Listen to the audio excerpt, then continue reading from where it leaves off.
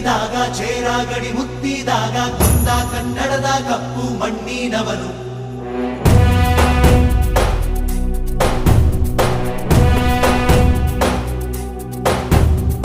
ವಜ್ರ ಬಲ್ಲಾಳರಾಯ ಸೋಗೆ ಬಲ್ಲಾಳರಾಯ ಕತ್ತಿಗಲೆ ಬಿತ್ತಿ ಹೋದ ವಂಶಾದವನು.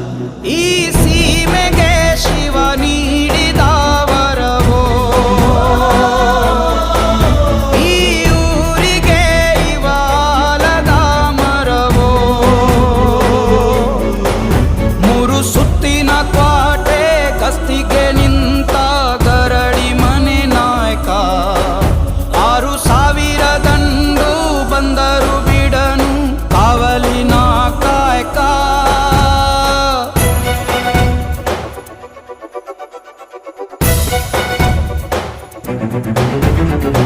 ಏಳು ಏಳೆಡೆಯ ಸರ್ಪ ಬಂದು ಕುಂತೈತೋ ಯಪ್ಪ, ನಮ್ಮ ಹುಲಿಯೂರು ದುರ್ಗ ಕಾಯೋ ಕಂದ. ತಾನಿ ರಾನಿ